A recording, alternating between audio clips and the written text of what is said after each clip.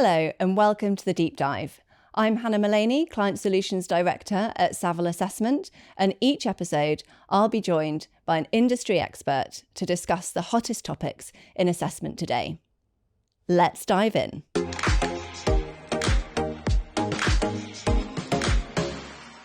Hello and welcome to today's episode of the Deep Dive.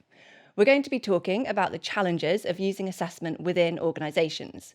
And I'm joined by Olivia Black, one of Saville Assessment's very own Boomerang employees. Welcome, Olivia.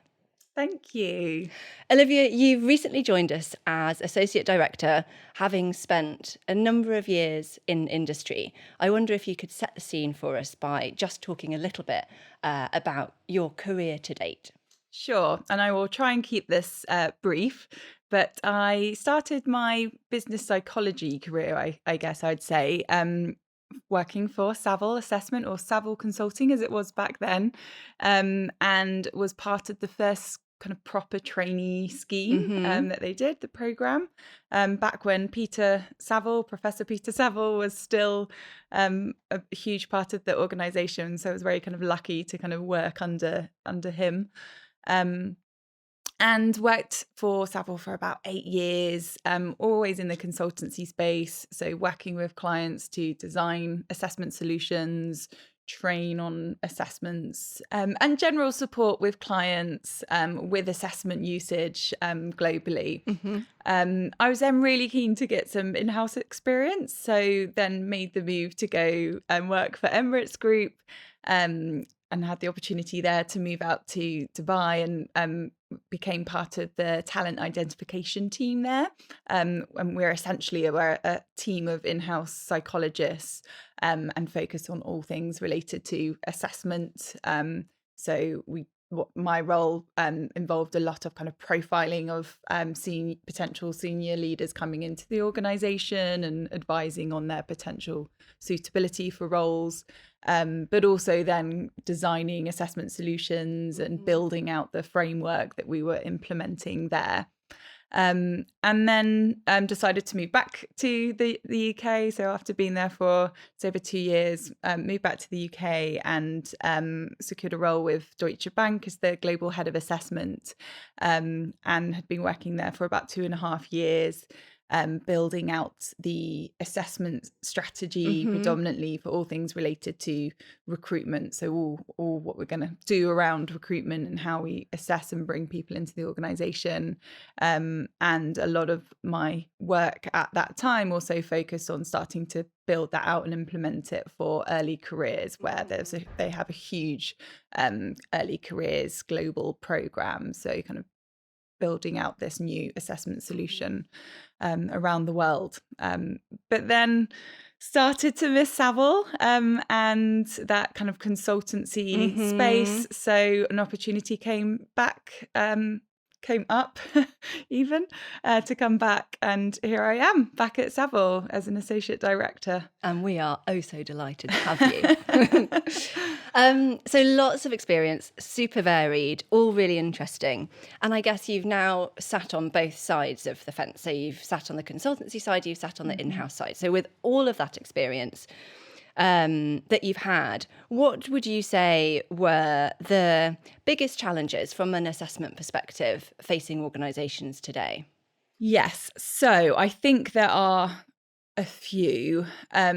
I think from my experiences, what I have really seen is that the focus on data is becoming increasingly important. And so whenever you're rolling out any kind of assessment process, it's all about data. But how can we use data in the right way? How do we keep it simple? So there's really this kind of theme around data, understanding it and appropriate use of that. And there's also something I've experienced really is with the recruitment teams themselves. I think there's a lot of focus on transitioning to kind of more kind of people partners. And with that is this expectation of having the expertise on assessment and on kind of the data and analytics. Yeah. But there isn't necessarily the experience with that yet. So there's a lot of kind of focus on building those skills and capabilities. And we look at the kind of future skills we see, again, kind of linking back to data and analytics and insights. Those are featuring as those kind of top future skills, and particularly with recruiters as well. So there's something around that kind of experience piece. And then lastly, I would also say that, and I think this has probably been something that has been around for a while, but I think people still aren't quite getting it right. And it's about how we're using that assessment data and really making the links to talent development, because often those teams are separate and completely different functions. So how do we really connect those dots and make sure that that data is really being utilised across, I think is quite a big challenge. The Holy Grail. Yeah, absolutely. Interesting stuff. Maybe let's start on the data point, because I think that's a really good one to make. And I think the words data and analytics have been buzzwords in organisations for quite a while now. I think everyone wants to sort of squeeze as much value as they can out of any data that they're gathering. But I don't necessarily think everyone knows how to do that. Where do you think organisations struggle with this? Like, what are they doing wrong? Firstly, there's often a struggle to access the data. So there's a real accessibility piece. But then I think once it's there can be so much data. It's about looking at the right thing and making sure data isn't misused. And I think particularly in assessment. So if I think of, examples of rolling out new assessment processes, and you're really wanting to kind of understand the impact that's having, and diversity, so important. And that's something that most organizations, I believe, would be looking at. And wanting to understand what's the impact that our assessment process might be having on, certain diverse populations that we're really wanting to kind of build and bring in more into an organization. So if you're looking at just that one step in isolation and thinking, okay, we're seeing that, X amount of females are getting through from this step, someone might just stop there and say, great, we're getting, X amount of females, or, no, we're not getting that many coming through. And just using that one kind of data point, that isn't really telling the whole story. So really, it's about looking at building the story, really understand that you're telling it in the right way. So, okay, but what about previously? How many applications are we getting through? What is the representation of females at that stage? And how does that change as we go through the recruitment process? And that will start to tell you the real story, and also kind of making comparisons to before and after. So again, kind of being able to access the data in order to make comparisons is, something that's very important. But I think it's always about looking at the right thing and making sure you're looking at the whole picture and not kind of using one piece of data that could potentially be misread and misunderstood. That makes sense. What are the access issues? Why is that problematic in organisations? It's often because of HR systems, and there's lots of, I guess, advances with AI and a lot of kind of technology, but actually, and lots of companies have invested really heavily into bringing in applicant tracking systems, which can do a lot of things, but sometimes they can make the kind of pulling the data from these systems can be very difficult, or the data isn't very usable. And particularly in recruitment, it's a hard place to really kind of make sense of the data, because often you've just got requisitions which are constantly changing, and the data is kind of flowing in real time. So it's I guess often the problem is getting the real time data and understanding what that looks like, because it keeps evolving. But also there's a bit of a kind of user person kind of issue, Yeah. because it also relies on people updating systems and inputting data correctly into the system, Yeah. in order for it to be correct. So Yeah. often things can get pulled, and we can look like we've got a time to hire that's really long, but it's just because somebody forgot to update something into the system. So there's a kind of case of kind of accessing it, pulling it, but then trying to make sense of it and like work out what's actually accurate from that data. And I guess educate everyone who interfaces with that technology or is responsible for some sort of data input in the importance of it being accurate and up to date and all of that sort of stuff. Yeah. So that everybody understands the value. Yeah, exactly. And I think it's that kind of the dashboarding kind of part that is then maybe often missing from a lot of kind of systems. And that's what people are having to create themselves and make sure it all kind of feeds through. And and in lean recruitment teams, that really time-consuming activity, just as you say, puts quite a lot of pressure on. Exactly. What have you seen organisations do really well in this space?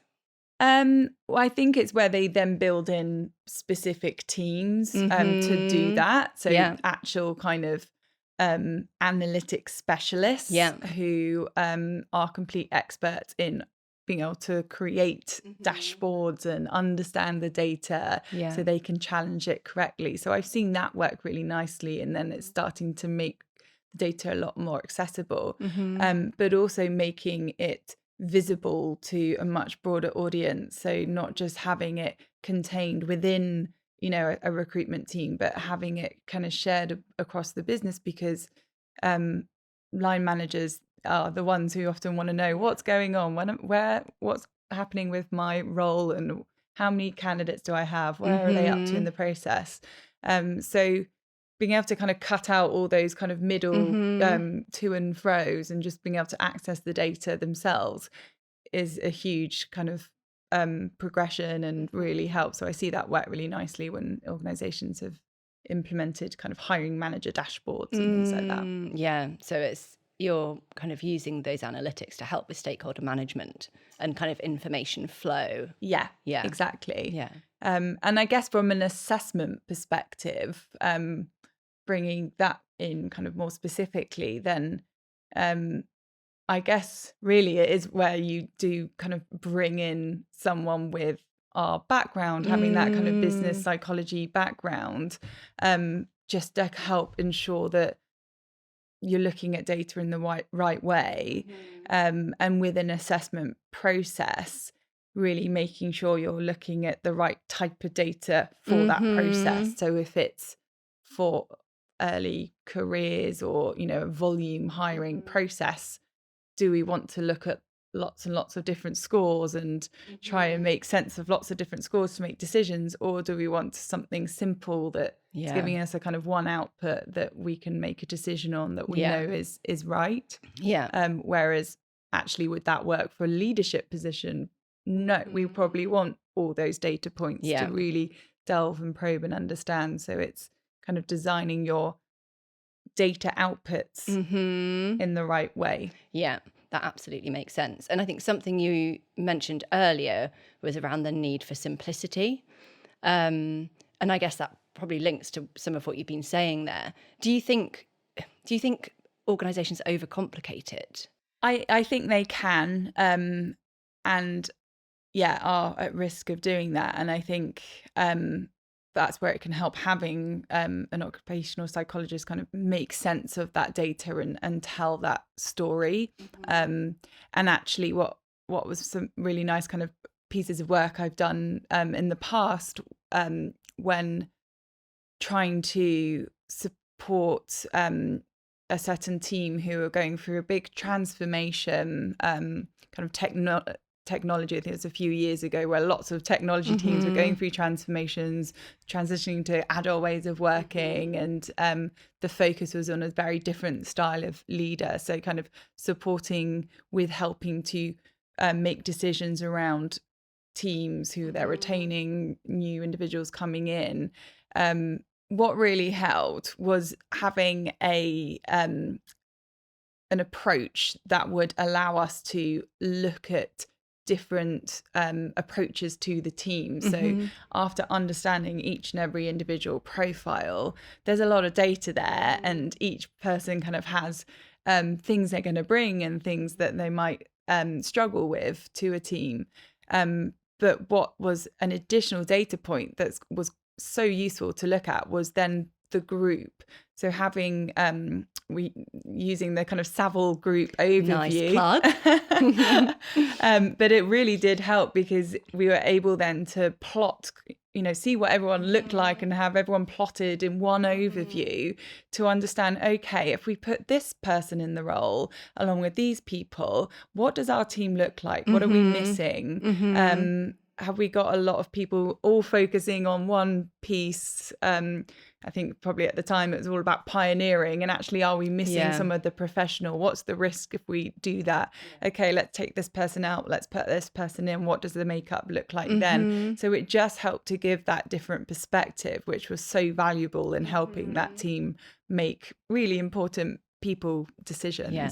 And I guess they didn't have to do anything to get that view because Saville plug again, it comes straight from the system. Exactly. Yeah, a few clicks of a button. But exactly. Yeah, they found it so useful. Yeah. And I actually think that those analytics, those group overviews that you just described there, that we use so often with our clients, are really brilliant because they're distilling assessment data down into something that's actually really, really simple and just and helping organizations answer the questions that really matter to them, like, am I hiring the right candidates, or what's the gap in our leadership pipeline? And I was working with a client a couple of years ago who used those in a recruitment setting, and they were asking the question, are we attracting the right candidates? And they looked at the data. And this was for a sales role, but it was a very technical sales role. So some of those kind of analytical behaviours were really important. And they looked at the data, and actually they realised that the candidates that they were attracting were really low on kind of those analytical behaviours. So they went back to the job descriptions, tweaked them, included more kind of analytical behaviours and language around that. And then lo and behold, when they looked at the data again, having made those changes, they found they were attracting the right sort of salesperson. So I think they can give you kind of really tangible benefits. It sort of shows you the power of getting it right, I think. Yeah, very interesting. Perhaps a nice segue onto recruitment. So one of the other challenges that you sort of introduced at the beginning was this idea around kind of a lot of recruitment teams being on that journey and of sort of education when it comes to assessments. Like, what are the implications for recruitment teams here? Like, what does it mean for them? Yeah, I think I guess a lot of recruiters are the ones that are so connected to the business and hiring managers, and need to kind of develop that understanding of what the hiring manager is really looking for. So they at the same time will often have to deal with hiring managers who might have certain preferences or certain people in mind. And when you bring in assessment processes and try to really create discipline around those, it's difficult because you can experience so much challenge from a hiring manager where the outcome doesn't match up with what they were wanting to see and hoped for. And sometimes, you get hiring managers who really get on board with the assessments and open to that challenge, but others might be more resistant. And for a recruiter to really challenge that without having all that kind of expertise and experience of using the assessment and the confidence that comes with that. Exactly. And that's a really good point, is it's often kind of the confidence. It's hard for them to kind of challenge back and know the points to challenge back. And I think that's something that I probably didn't really fully appreciate before going in-house. And I think that's something now that we'll always want to kind of help clients with, is like helping support with that stakeholder engagement and like almost kind of tips for how to challenge. And I know we cover a lot of that in training, but at the same time, if people haven't gone through all of the training and are a bit blind to the assessments, it's very difficult for them to kind of handle those conversations. So I think a lot of focus is probably on learning on how to deal with challenge. And absolutely. And I guess within a lot of organizations, you're unlikely to put your whole recruitment team through kind of in-depth psychometric training, right? So I guess there's then usually a need for something a little bit lighter that still kind of upskills, builds confidence, but maybe doesn't kind of do that deep dive that you might do if you were a real kind of in-depth expert in assessment. I think it's a really interesting point, and I think if I think about the recruitment teams that I work with or have worked with over the years, there's always one that comes to mind when I have these sorts of conversations, and they are by far the most mature recruitment team in terms of assessment use. They set up their processes. They are militant about the process and about defending the process. If a line manager comes and says, I don't need to do anything, I just want to hire this person, they say, no, not possible. They need to go through the process. They're really, really good at defending it. Interestingly, though, over half, I think, of the recruiters in that team used to work in an assessment provider. So there's a really, really strong understanding of assessment. And so I think that probably just goes to show the kind of power of that understanding and the associated confidence. Yeah, massively. Where I have probably, I've seen both sides, because again, I've seen it where it's not necessarily the recruiters who have that background, but there's a team who does, and so they will pull that team and pull them into the conversations to help with that challenge, and it works really nicely, that kind of partnership. But when you don't have a team like that in place and they don't have the assessment background, then it is hard for them to kind of challenge back, and there's always this kind of desire to want to please the hiring manager and work with them, keep that relationship going. So I think it's definitely an interesting topic, and thinking more and more, how can we support in that area? Absolutely. What would be the kind of top tips you would give people in that situation? So those folk in a team where there's not that expertise and experience, and there isn't maybe another team in the business that they can pull from, so they're sort of a bit more on their own. What advice would you give them? I think probably a lot of it comes down to how the assessments are implemented in the first instance.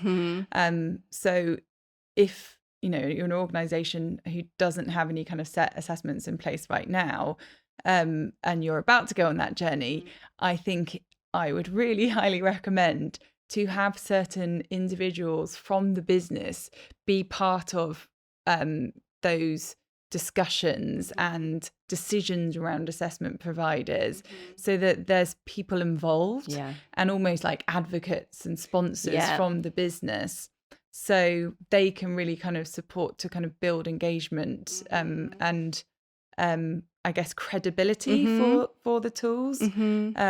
I've seen it in the Middle East, where actually there's quite a lot of organizations that have a very mature use of assessments, as you were kind of saying with your example as well, and so they're very well respected, and you don't get as much challenge. But when I guess organizations who are less mature in their use of assessment, that's where there is going to be a lot more challenge. But if people are brought along in the journey, I think that will massively help. So stakeholder engagement is so critical, and just having lots of conversations, lots of kind of building awareness. This is the tool, this is what it does, this is the advantages, and also having success stories that you can pull on with data to support, going back to our data point, but little success stories and case studies can also really help to win people over, essentially, and keeping that discipline, I think, still. Yes. We've talked quite a lot about recruitment, and you mentioned at the beginning this sort of holy grail idea of recruitment and talent teams working better together. And I guess it probably links back to the data point as well. So, if you're a talent development team and you've identified a gap in your leadership pipeline, yes, you might try and develop that gap. As we know, not all behaviours are developable. Some are easier to develop than others. And sometimes you might not have the time to develop those behaviours. So actually it might be better to then strategically recruit for those sorts of behaviours. So I think there are real advantages in those two teams working together. And I've certainly seen, I think, over recent years, more and more organisations kind of trying to do that. In your experience, how common is it to have that set up where you've got recruitment teams and talent development teams working very, very closely together? I don't think very common. I think it's maybe seen a bit more at the very top end, so really kind of critical leadership positions. I think there maybe is a bit more of that. And that's why I see it being done really well. So when there's a thorough leadership assessment process, that all of the findings and outcomes from that are shared with somebody who one organization kind of has transition coaches that are assigned to these leaders, so they're sharing those insights with that individual who then, once the leader comes in, kind of uses that and picks up the conversation that you've kind of started. And I think that's where it works really nice, and they can start to build out this transition plan and help that. It helps the leader a lot more settling into that organization and navigating the organization. I think kind of below that, I don't see it being done so much. And I think there's a real white space there, I guess, to do more of it, and using things like onboarding reports to that have all the assessment data and input to actually kind of really support individuals. I guess it also comes down to line managers and their capability and capacity to do that. But I think, there's a real I think we're still not getting it right in a lot of areas. I'm just thinking back to another organisation where we were starting to do that a lot more when they were going through big kind of change programs, and a lot of work was done when they were kind of forming new teams, almost like that example I was mentioning earlier. Once they did have their team in place, then they did again use all of that data. We looked at the group profiles. Again, they kind of got in special kind of agile coaches. I then worked really closely with the talent development team, and we created learning pathways for individuals for the whole team. And it was great because we had such granular data to be able to really personalize those learning pathways for the individual, but also understand from a group perspective, collectively, what are the things that they need to be thinking about and what are the kind of watch fors, and therefore create a whole program around that. And that worked so nicely. But other than that, I haven't seen lots of examples where the two work together, because the teams are often so separate. And do you think that's fundamentally the problem, or the first problem to overcome? Like what is it that's holding organisations back? I think that is a big part of it. I mean, sometimes also just systems can cause issues with that, getting the data from one place to another. But if people are using one system for talent development as well, then that can really help. But that can also cause quite an issue, I think. And I think maybe it's just the kind of missing piece around that being on the priority list, because each team has their focus, they've got their priorities. So that gap in the middle maybe people just aren't thinking about it as much. Because it's none of their responsibilities. Yes. And priorities. So yeah, it's an interesting one. I'm not sure if you've got any insights in addition to that you would think. I think you're exactly right. I think what's been really interesting whenever I've had conversations with recruitment teams that we're working with already on the assessment side of things, and introduced or brought in some of the onboarding solutions and said, look, actually you could get loads more value out of this data. They've loved the solution, but they've kind of gone, oh, it's not really our remit. But then you go, okay, well, let's chat to the talent development folk. And they're like, oh, it's not really our remit. So I think onboarding is sort of falling between the cracks a little bit. Having said that, I do feel like I'm seeing in much larger organisations roles now that are looking very specifically at onboarding. And so I do wonder if some organisations are recognising that and recognising the need to have somebody or a team responsible for it. And I wonder if we'll see that more and more. Yeah, that will be interesting. And yeah, I'm thinking again, there are lots of teams that have onboarding teams, but the onboarding teams are very much focused on all the transactional, the admin, and maybe that's where we might see that evolution as those teams actually start to focus more on some of those human aspects. But then, I think that's a good point, is who does the onus really fall with? And actually, is it, again, back to the line manager? Yeah, absolutely. Because even if we do see more of a focus on onboarding from an assessment perspective, actually, I think what you'll probably see is then 3 silos rather than 2 silos. So I think that's still the question of how do you get everyone to sort of come together? I think is quite a big one, and kind of owning that partnership as well. Don't have the answer for that. No. And that's probably a whole nother podcast episode. So maybe we'll save that one for another time. Probably one for an OD specialist. Exactly. Olivia, to close us out, I think there'll be a number of people listening to this podcast who are in-house, who have assessment as part of their remit. So speaking maybe to those folk, what would be your top 3 pieces of advice that you would give them today? Well, I think firstly, getting the assessment provider right. And Saville Assessment.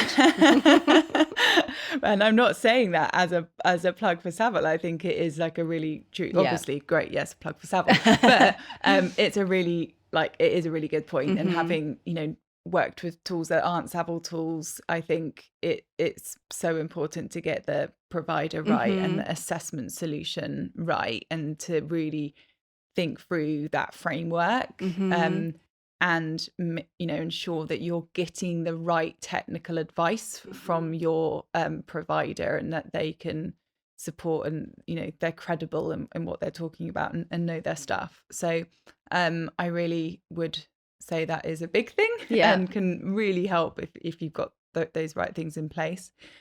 And I would say, secondly, the data, going back to that, but making sure that you are looking at the right data, that you're thinking through how to track that return on investment, tracking the things that are important to the business.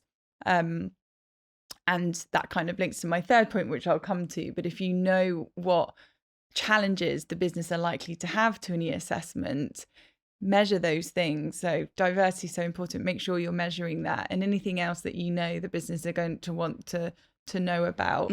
Make sure you've got the things in place to track that data in a simple way that accurately tells the story.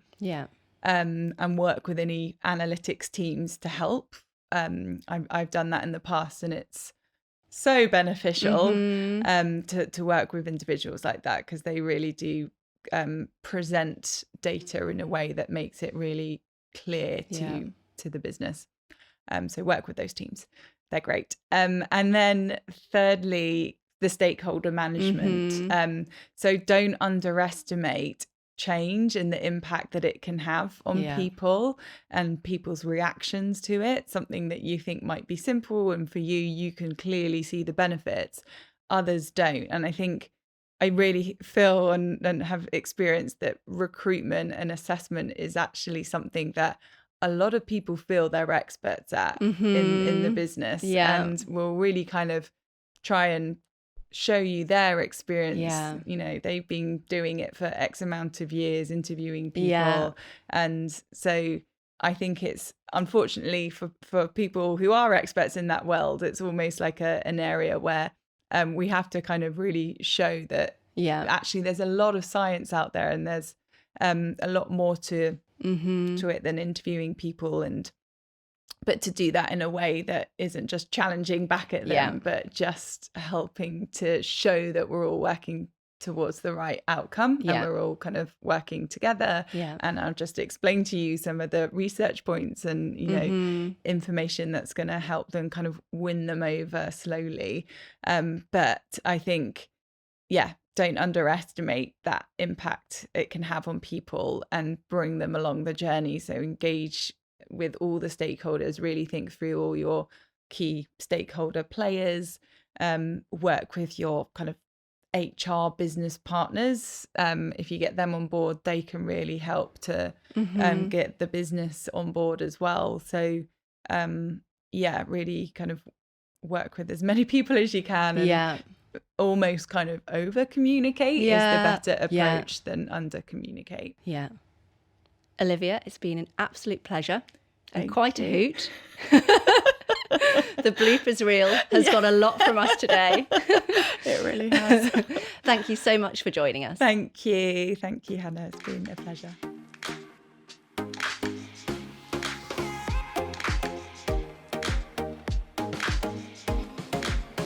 We hope you've enjoyed today's episode of The Deep Dive. If you have, please remember to like and subscribe to stay tuned for all our latest content. If you want more information on any of the topics you've heard today, check out the show notes for case studies, resources, and articles. I've been Hannah Mullaney. See you next time on The Deep Dive.